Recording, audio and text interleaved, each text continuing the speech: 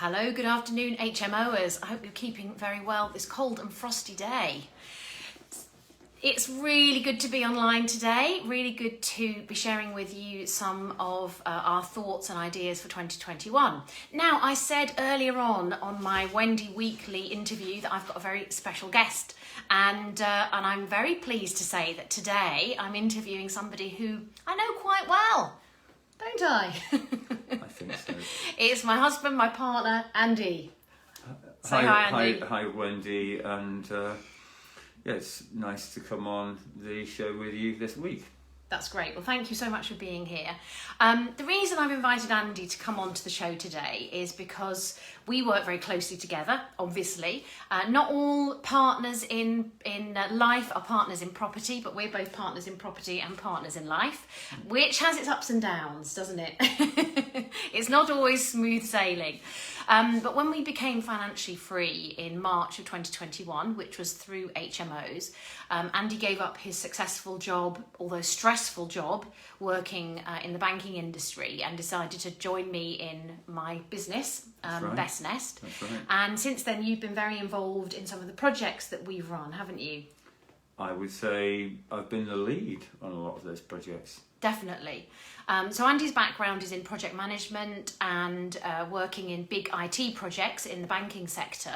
So he was able to take that knowledge and skill and transfer it into the property business, which is a tremendous help for me because I'm not the best project manager around, and found some of those developments and working with builders to be quite stressful and difficult. So I really valued it when you came on board and said, "Don't worry, Wendy, I can take that lead from you." Well, it was nice to work with you as well because I don't really have the creativity that you do. So I was able to sort of say, okay, there's a good quality refurb that's been turned out, but you would then say, but it needs some colours and some tiles, and so it was a nice balance. Yeah, actually. good balance. And I think we've managed to find a partnership from a business point of view that works well, doesn't it? We've got to that point now of, we know how each other works. We've got our systems and processes, and it's a productive business relationship as well as a happy marriage. A bit stressful. Oh, never. Working with me, stressful. I don't believe that. But I agree with you, yeah, it's good and it's a lot of fun, actually. Yeah. So, Andy, one of the things that, I really value is your interest in the wider economy. Quite often within our business, we're focusing on property, but property is very much a product of what else is happening in the wider economy, not just the UK economy, but also the global economy. So, but you studied this, you're really keen on economics, you read a lot, you watch a lot, you listen to a lot of podcasts.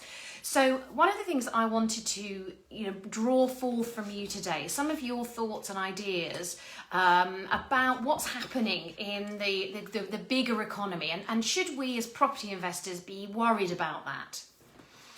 Well, you're right, I am interested in economics. It's probably my number one interest and passion, isn't it, really? Perhaps outside of sport as well. Yeah. I like sport. So I do try to keep up with the latest developments. I have an A-level in economics from way back when, and I was actually studying to go further than that, but I then branched off into law. So I have a reasonably good foundation into the classical economics and classical economic theory. But that was, I guess that was from about 1992 when I got my A-level. So, but trying to bring that up to date, that's the point. How does classical economic theory play into today? And then, of course, really importantly for this podcast and for our own lives, in fact, how does that play into the HMO space?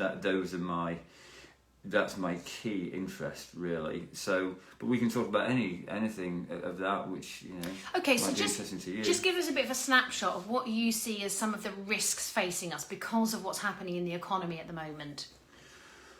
Well, the economy is in a very, very strange place right now, and I could give you lots and lots of examples as to why that is. When I studied economics up to 92, I think if you were to look at the interest rate at that point, it was quite high, maybe 10%. We'd been through a time, of course, when Britain got involved with the European exchange rate mechanism when interest rates went up to 15%, I think, in the UK. Very high. Yeah. And I want to keep this relevant, of course, because interest rates are one of the most important factors in investing in property. What is the cost of the capital that you're ploughing into a building? If you can access capital but it's very expensive, then that property project needs to perform incredibly well in and of itself.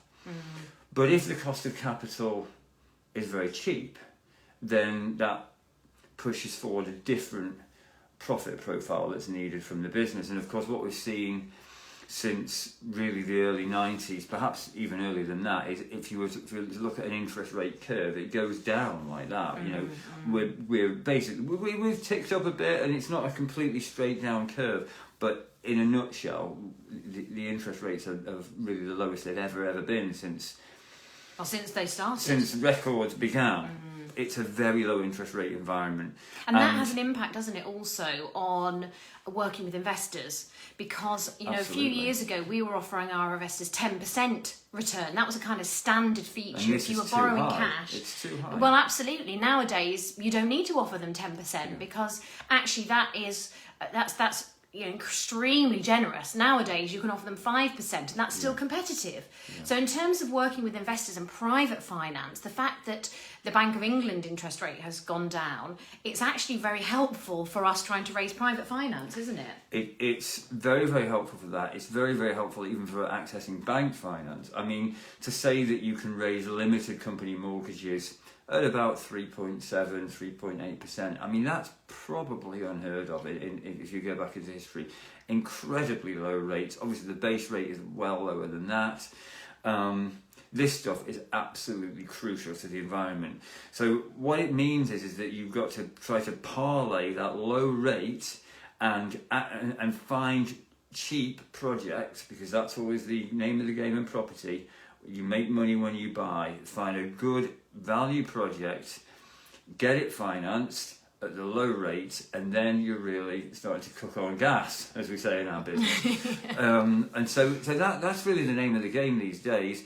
You know, my personal view is that the low interest rates that we have across the Western world portend some very choppy times ahead for the world economy. You know that already. That's no secret. If you watch my Twitter feed, you'll see, you know, I'm watching very, very closely some of the economic indicators coming out of America, because I think things at some point will change quite fundamentally for the world economy.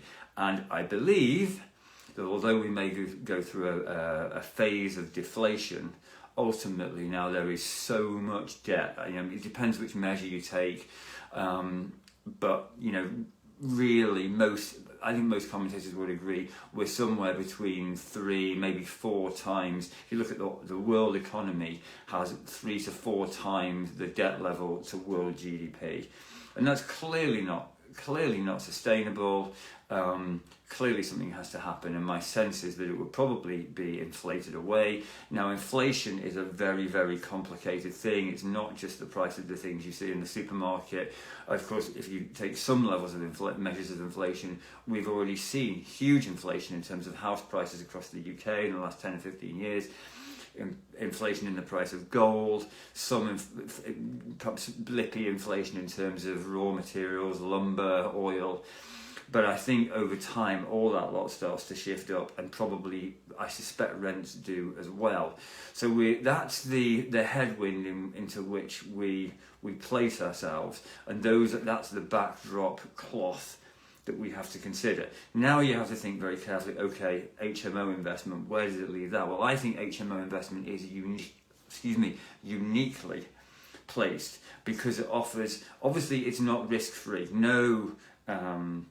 No investment opportunity is going to be risk-free. But if you understand, if you've done the education, if you've spoken with people and you've knocked around the business a bit and you've got a great team behind you, you can moderate that risk in HMO investment, and you can parlay that risk, minimise it, and turn it into fantastic cash flows. And of course, that's the point of the businesses that we owned, and on top of that, and this is you might call it the jam, and in future you may say, well, this is going to be the main cake, is that you stand to make some, I believe, capital gains in this situation as well, simply because of the background inflation that I've talked about, that I really think has to come through. Okay, so and I'd like to talk about capital gains as well, because there's there's an elephant in the room when it comes to capital gains and tax, but we'll come on to that in a moment. So just thinking about the environment for HMOs, we're obviously right now speaking about HMOs, we're talking about the economy, we're talking about the wider environment. HMOs is a very particular asset class.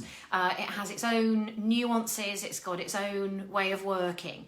And if you're getting started in HMOs and you've maybe got a couple of buy-to-let properties and you're thinking, I just want to get some more cash flow, that's a great opportunity. And do you think those opportunities are still out there? Well, they certainly are. Well, I mean, we've seen them. But I think you, in regard to what I said earlier on, you have to be careful. You can't just jump at the first opportunity you see. It needs to be appraised. That's where working with people who've done this before is really, really beneficial, okay? Because you need to know what your income flow is going to be, what your outcome stream is going to be. You need to know how to frame it. Are you going to use a limited company? Are you going to go as a sole trader, partnership? There's some stuff to understand, but if you know that, it's like any business, isn't it? If you know those fundamentals and you've learned them, I think there's some fantastic opportunities. That's why we're in this business. So the fundamentals are there. What about furlough? What about unemployment? Because if you are basing your HMO portfolio on renting to young professionals or even older professionals, but people who are in full-time employment as opposed to students or as opposed to unemployed people, what are the risks there? Don't you think that we're going into a very turbulent time in 2021 where people are going to be losing their jobs and then they can't pay their rent, and we may not be able to evict them either, depending on what the government decides? Don't you think this is really a time not to be investing because of all those risks? Well, there's always risks. If you don't want to take any risks, it'd be best to stay at home. In fact, stay in bed. I mean, in fact, I think it was Robert Kiyosaki said, if you want security, jail is really the best. That's maximum security, isn't it? That is the best thing to do. So, there really is nothing that's risk-free. And obviously this podcast, this show, is not designed to be financial advice. We're not here to give financial advice about the impacts of furlough or government policy, tax policy, whatever it might be. Speaking particularly about furlough, though, all you can do is make guesses and assumptions about how this is going to pan out. My personal view is the way the political landscape is shaping out right now is that we are going to have, I suppose, a base class in society who I think you can almost say there's going to be a level of universal basic income. It might not be called that. We call it universal credit right now, but I don't think with what's gone on and the way that big businesses have been supported and they've been allowed to operate through through COVID and through the lockdowns, and the fact that the public sector have been completely protected through this, there have been absolutely no downsides. Okay, they've had to work pretty hard, I accept that, in the NHS, etc. Given that backdrop, I think the idea that the sort of private sector, but probably low-endish professional, is going to be left behind with no money, particularly when the government have made it more than abundantly clear that they own a printing press and they're going to use it. I think these people are going to have money. It's going to be a bit rocky, but I think that they're going to be able to pay their rent for basic accommodation. Mm-hmm. That money is going to be borrowed or printed from the UK government. And in a way, all you've got to do as a landlord is insert yourself in the middle of that cash stream and collect the rent. That's the job, right? I mean, it's a very, very sad state of play to find yourself in a country, if you ask me. But so far, this country this year has run a deficit of £450 billion. That means that we've collected £450 billion less in tax revenue than we've spent out. Now, where's that money come from? We borrowed it at ultra low rates.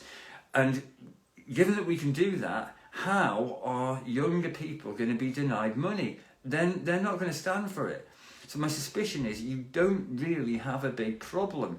Either these individuals are going to get money, they're going to work for firms, or they're going to get paid by the government. But you're going to have to be still selective about tenants, because put the wrong tenant in the building and that's a problem for a lot of other perspectives. And you have got to watch out for your bills, because obviously they're going to go up potentially a bit, because you've got a lot of people sitting in buildings 24/7 rather than going out to work. So there's some new dynamics. That is, that's life. Yeah, I think that's absolutely true. We're doing this live on Facebook today, a discussion about the risks and opportunities for HMOs in 2021. If you are already investing in HMOs, or you're looking to get invested in HMOs in 2021, we'd love to know what questions you have, what thoughts you have about what 2021 will bring. We're not trying to bring our predictions to bear here. Not a prediction. There's only choices up ahead and risks. And you've got to pick your way through the path, but there are some likelihoods, given that we've seen what happens with we see what attitude the government takes. It's the public screams, and out comes the checkbook. Now, if you can find a way to insert yourself into that cash stream, you will make money. Yeah, I think that's really true. So we talked a little bit about interest rates, talked a little bit about the effect that that's going to have on the economy. There is quite a lot of debate at the moment about inflation versus deflation. And we were watching a very interesting interview yesterday with Jim Rickards, who's written various different books about the monetary system, particularly in America. And he has said that inflation will only happen when we have greater velocity of money, so when we have greater movement of money through the economy. And at the moment the economy is very slow, it's not running fast, so inflation is actually slow, and we've got some deflationary measures. Rickards is an interesting case study, because Rickards has moved on his recommendations. Rickards is one of the most well-known authors on wealth building and wealth preservation, and if you go onto Amazon, all of his books are excellent, by the way. But at the start of last year, Rickards was much more downbeat on residential real estate. He was recommending farmland and commodities, really, and gold as good wealth preservers and wealth builders. He's actually changed his tune on residential property, and he is now indicating that he believes that residential property is a good hold and a good buy. I think that was what I understood from his latest missives. And the reason is obvious. Rickards believes we are going into a serious and probably prolonged depression. I think he thinks we're already there, and so do I, by the way. Now, and that again is very good.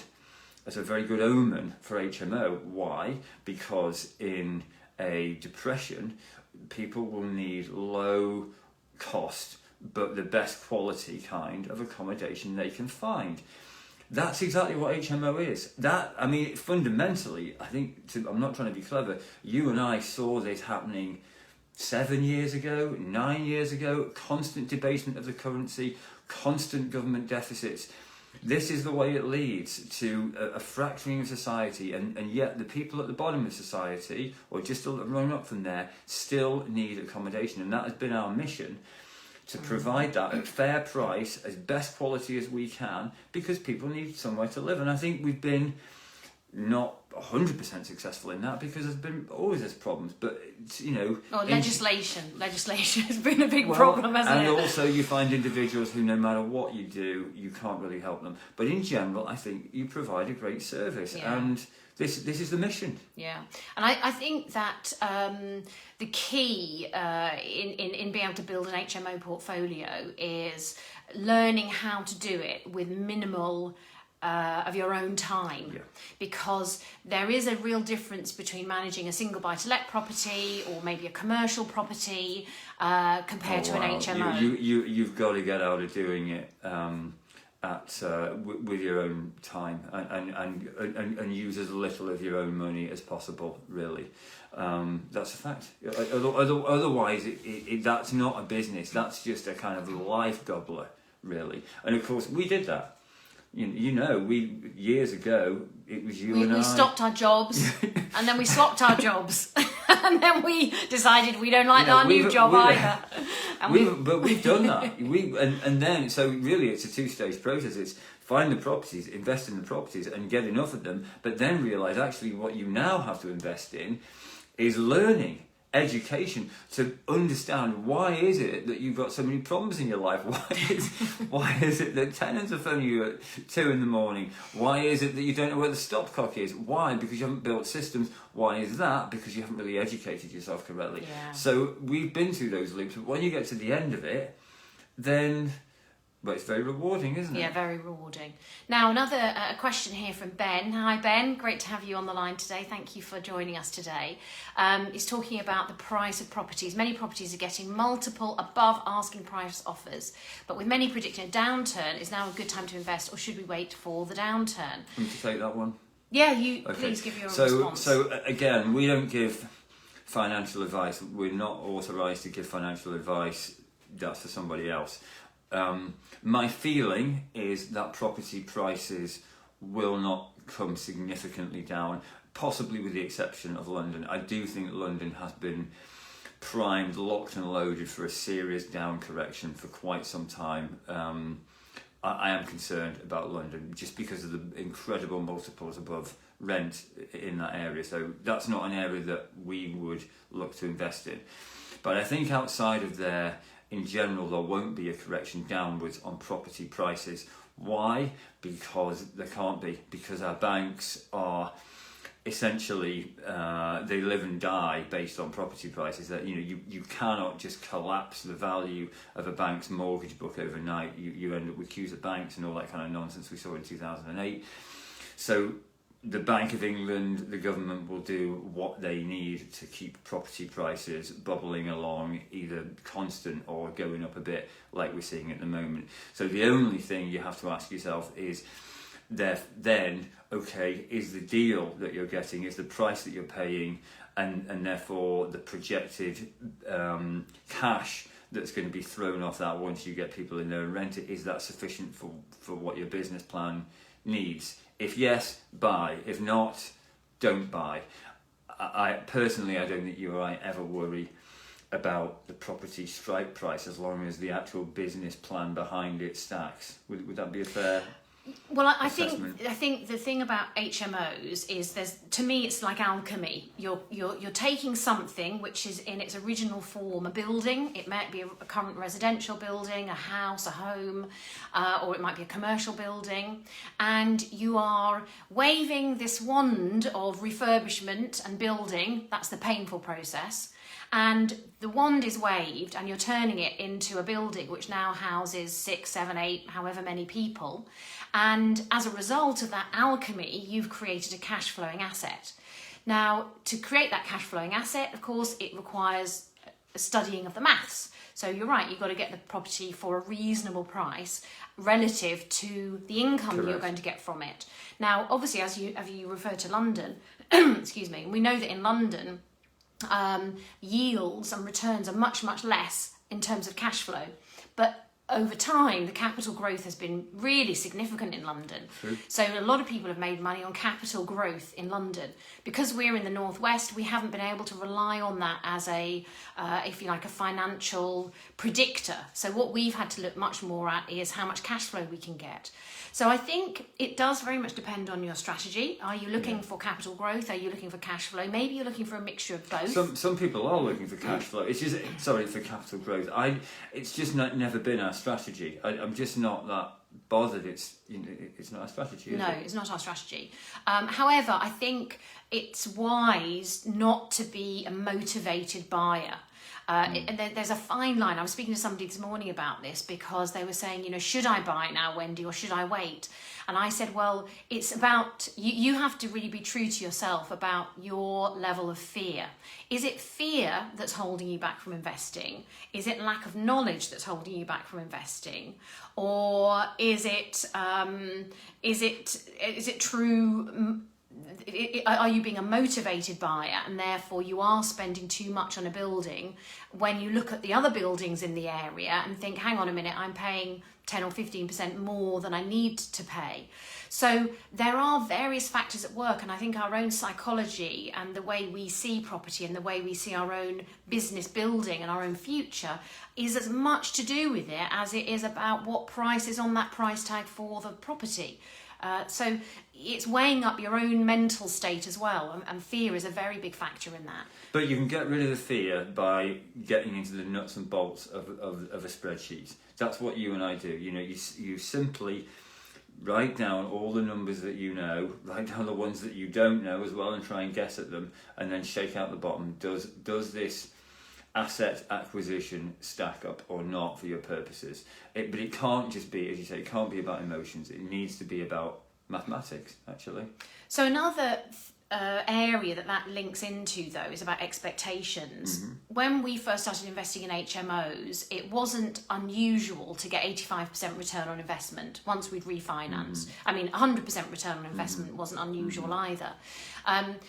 You can still get 100% return on investment. You can still get infinite return because you can produce a project which values up enough so that you can get a high mortgage and then pull all your money out and go again.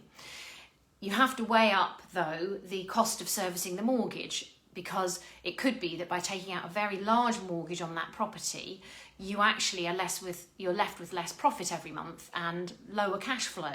So weighing up those factors, I think, is a really important part of the whole mathematical assessment of the project. Mm-hmm. But I think that there is something here also about understanding what kind of economy we're in, and in terms of returns. Mm-hmm. Now, if you look at something like, say, stocks and shares, it's not unusual now to find a company, perhaps a large company that's quoted on the stock market, maybe on the FTSE 100. You could buy their shares. Let's say you bought 100 shares, and each of the shares cost you £10, so you've invested £1,000. But to find that it would take you maybe 10 years to get that original investment back through the dividends that you would get. But a huge amount of companies don't even give dividends. I mean, that's the key thing to bear in mind in here. Particularly all the modern. If you buy Tesla, you're not getting a dividend. No, I mean, you're not. Let's be honest, you're not even getting a profit. I mean, this is one of the. You know, you can't declare a dividend if you haven't got a profit, and these are huge loss-making companies, have been for years and years.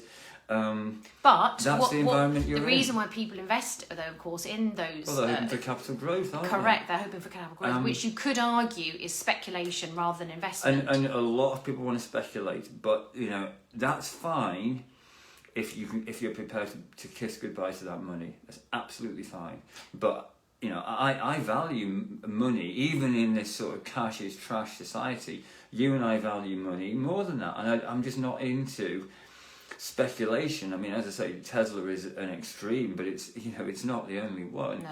And these shares are trading at incredible values, most of PE ratios that are just been never heard of before. Mm-hmm. One of the benefits of HMO inside the property sphere is that you are getting a fantastic return on investment, and I would argue it's not risk-free. I was going to say risk-free. It is not risk-free. Nothing's risk-free. That's a fact. But at the end of the day, whatever happens, you will still have a building. You will still have rooms that you can rent out. And if you know what you're doing, you've taken the right education, the rooms will fill and you'll get the cash flow. It may be a bit less, but you're going to have it. You know, if what I think is going to happen is right, a lot of these companies that are trading on the stock market right now, they're not even going to be in business. Your shares could well be worth nothing. Literally no money. So that's the difference. So PE ratio, price to earnings ratio, correct, yeah. in stocks and shares language is a bit like return on investment, isn't it? In property language. Yeah, that's exactly correct. Very similar concept. So obviously, a lot of people at the moment, one of the big problems that people are having is finding a property that gives them what they would consider to be a good return. Finding is not easy. So, Andy, you tend not to do so much of the finding in the business. You tend to take over once we've actually identified the building and then manage the project until the end. What are your thoughts, though, about people struggling to find projects at the moment? Can you give some help or advice or your insight into that? I can add something as well. It is tough. I would definitely encourage people to continue the search. You shouldn't just pick the first thing off the shelf. You need to really do your due diligence. for a whole variety of reasons. You know, the HMO licensing space provides its own challenges as well, because you need to understand how that regime is working, what buildings will be acceptable to your local council, which ones won't be. Article 4, you know, again, we come back to education, you know, having people who can support you through that selection and searching process is very, very beneficial, and of course we've had that. One of the things that I look out for, generally, I'm sorry to say, I still look for a hellhole. After all these years, there's nothing that you and I like better than a hellhole, is there? Because the hellish the better, really, and because. Okay, why? Firstly, a hellhole is easy to negotiate a price on. If somebody has fixed up that property I saw one recently in Stoke that we were pretty keen on, actually, and in the end we said no. For the simple reason that you just can't drive the price down enough. If that building is beautiful, it's going to sell at probably a not very different price to the asking price. But with a hellhole, no, often there's no interest, or it's going to achieve a low price at auction or whatever. So hellholes are great.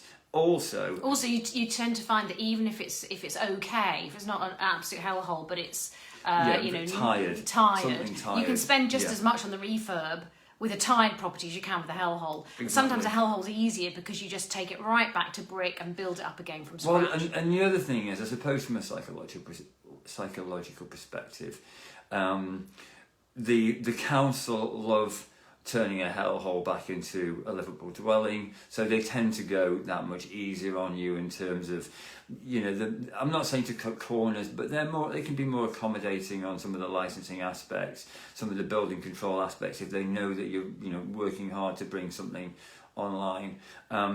Psychologically, for me, I find it really hard to find a beautiful building and rip it apart again just to make an HMO out of it. That, you know, there's something that seems an element of sacrilege there. But so yeah, look for what you're really looking for is a hellhole in a good area, and obviously the market doesn't throw those out every single day, but they do come up. And then you need to work to find how can you get that price lower, or how can you creatively manage that deal. Maybe add value. The other key is to add extra space. Maybe you're not going to buy it. Maybe you're going to rent it. Maybe you're going to do something in the attic. Those are the little dinks that those in the know. They can start to really work with. And then they maximise the value on the property, don't they, long term? Well, you maximise the value, and of course you maximise the income. I mean, one of the buildings that we manage in Crewe, that's an example where, you know, we've been really able to be really quite creative with the space and create more rooms than I think anybody imagined to start off with. Again, through our experience. Which is helpful, isn't it? Now, one topic which we have touched on in the last few weeks in the Ultimate HMO Success System group, a Facebook group, thank you, by the way, for joining us today if you're watching us live, thank you, Sean, lovely comment there. Thank you, Sean. Is about council tax. Now, I'm going to do a longer piece about this because it's very, very relevant and very topical. But do you mind if we talk a little bit about council tax and council tax on rooms? It's fine. I mean, we've spoken lots and lots about it already between you and I offline about this matter. But I think it would be useful to share it with other people what's been happening. So recently I had a client who is on my mentoring programme, and he decided to set up a 6-bed HMO, beautiful 6-bed HMO in Yorkshire. And as a result of the refurb process, invited the local council licensing officer in to come and have a look at the project, which is something we would recommend. And in the course of doing that, this officer recommended that the house have all of the bedrooms revalued individually for council tax.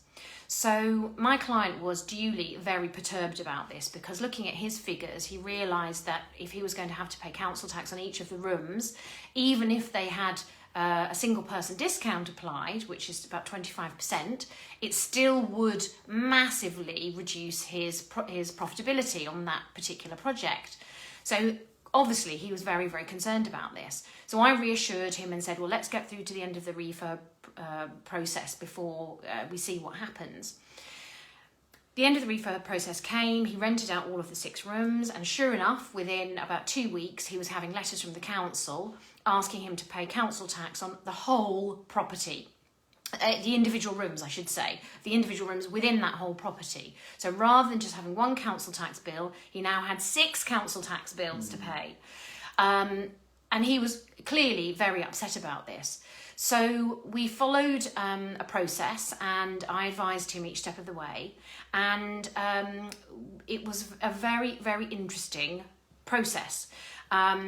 What I discovered, and I don't have a background in law or studying the law, but discussing this with Andy and looking at the case law and looking at the rules of council tax application, we discovered that the process had not been fulfilled properly in terms of the rebanding of those rooms. The valuation office has to maintain a specific step-by-step process. So that's the first thing. If you're worried about HMOs or HMO rebanding, it's really important that you understand that there is a particular process, and that if the valuation office or the local council doesn't follow that process, they cannot reband those rooms.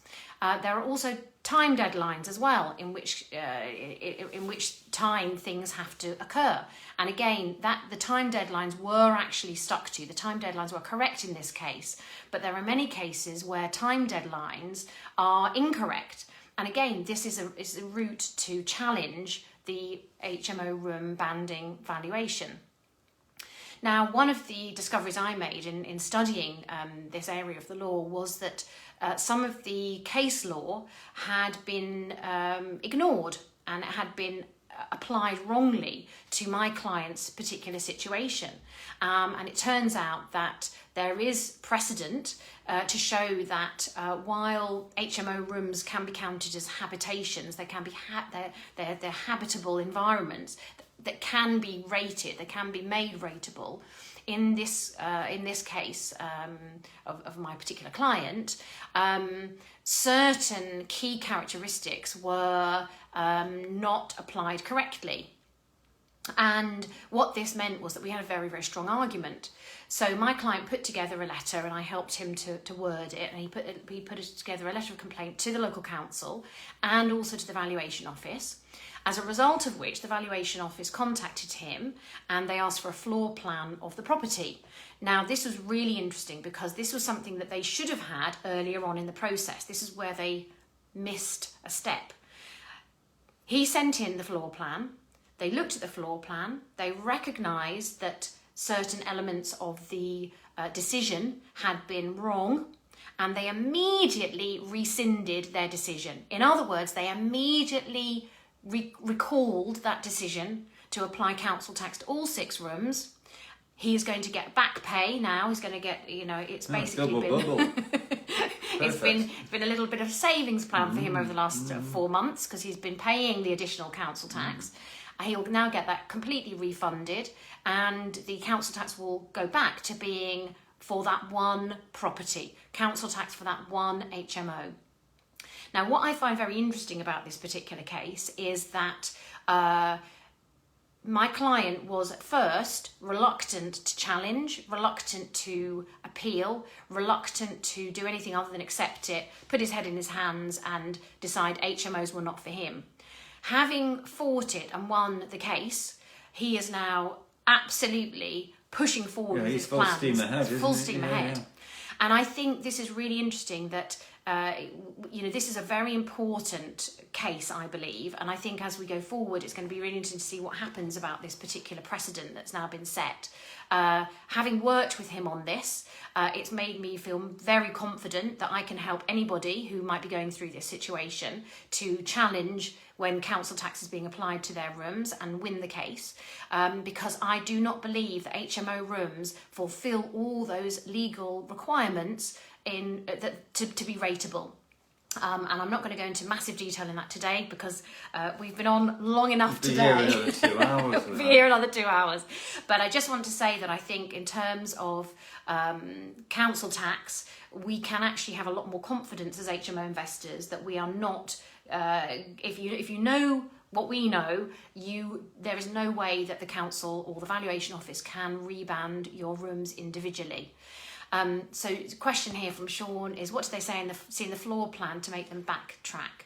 I think you should go into detail in this in another piece, really. Yeah. You're talking a huge amount of complexity. There is a lot of complexity here. Actually, Sean, it wasn't actually to do with the floor plan, as it turns out. It was to do with the tenancies. It was to do with the intention of the tenancies in the from the tenants, how long the tenants were actually going to be living in the property. But the fact that the tenant, all the rooms did have en suites. They all had en suites, but they did have one shared kitchen. I think that did have some significance in this case. But there are further factors, further features, which we're not going to go into today. Really, this message is though to say we've highlighted this video as the risks and opportunities for 2021, and some people have said, oh, council tax rebanding is a reason why I wouldn't do HMOs. But I think we can say with much greater confidence than even we had 6 weeks ago that if that is you, if you're worried about that, please get in contact, because we have got some very strong, if you like, legal reasons why that should not be happening, and reasons why you can appeal and win your appeal. I can't say it with 100% conviction. We've only done it this once, but having gone through that process, I do believe that we have a very, very strong legal argument as to why HMOs should not be rebanded individually for room rates. So that's one other point. Now, one very, very final point, we're going to sign off in a moment. Capital gains. We touched on capital gains earlier. Surely that's a big risk for 2021. Rishi has got a new department, the Office for Financial... the Office for Sticking It to Landlords. I heard about that one. That's it. The Office for Sticking two fingers up at landlords. Right next to the Office for Further Regulation for the Property Sector. They're all lined up down there in Whitehall. Look, nobody knows about capital gains. I think the country faces a huge difference between tax receipts and monies paid out. As I've already indicated on this show, for the moment that will be balanced by borrowing. I don't think it is going to be balanced by increased taxes. And ultimately, it sounds really easy to do wealth taxes and increase capital gains taxes and all this kind of thing. But the government know that really, if you tweak that up too high, all that happens is entrepreneurs stop being entrepreneurs, they go and do something else, they leave the country, and they realise that. And so I think that they will be much more trepidatious about capital gains taxes than people are saying. I think I unfortunately think this nation is going to pay for all of the goodies that have been handed out by this government by generally one means only, and that is inflation. The devaluation of the currency, probably against gold, probably against other commodities like timber, oil, coal, and that will be very... So in a nutshell, the burden will be spread across the whole population in terms of higher prices, which is very, very sad for everybody in this country. But that seems to have been the collective bargain that we have struck about, apparently that's rebalancing society. Okay, but I think that we don't know yet. Obviously, the Office for Financial Responsibility brought out the initial report, I think about October, November time.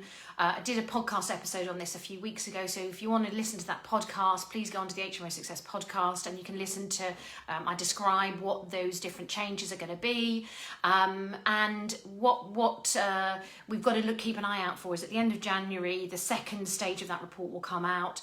Industry leaders have written to Rishi Sunak to say it would be a terrible idea to tax people at income tax levels at the course same it would. rate of income tax as they do Because capital it gains tax. destroys the incentive to make investment. Of course it does. Absolutely. But we have to see.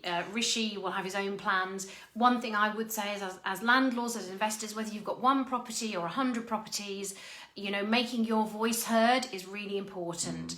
Not just relying on NRLA or other organisations that you might be a member of. Don't rely on the NRLA. What a completely useless facade of an organisation. Okay, anyway, the point I was going to say, Andy, is I don't want to get your rant on the NRLA. Yeah, that really will be here 2 hours after The point that. is that what we should be doing is writing to our local MPs, writing to people like Robert Jenrick, who's the housing minister, and making our views known, because our individual letters like that have a big impact at government level and ministerial level. And so we as landlords, sometimes we've been too passive, and it's time that we spoke up and spoke out about some of these things. So you know, be active, be focused, be educated, and we'll give you an update as we hear any more about that capital gains tax news. Of course we will. Just wanted to address Ben Sleet's point. He says inflation is great for those of us with mortgages. That is true, and it's also a reason to try to fix that mortgage interest rate percentage out as long as you can, in my view. Again, I can't give you financial advice, but if you believe, like I do, that the pressure comes on the value of the pound, so what you want to be doing is fixing that mortgage as long as you can, paying back on a low interest rate, and basically paying back those pounds later on with pounds that buy less in the real economy, so that you're winning. So it's a great point, and that's my recommendation. Great. Well, listen, with that, we shall leave you to having a lovely rest of your Thursday. Thank you so much for joining us today. We'll be making this into a podcast episode for tomorrow, so if you've missed anything today, you can always listen to it tomorrow when it's on the HMO Success podcast. Andy, thank you very much for joining me today. You're very welcome. Andy's normally the silent hero in the background, sweeping up and doing all my dirty work. No, it's a pleasure. It's nice working with you. But it's really good for you to join me today. Thank you ever so much. And if anybody's got any questions or comments about today's live interview... If you want to defend your NRLA, if you actually think they'll do anything good, contact me. And on that note, we shall say farewell, goodbye, auf Wiedersehen, good night.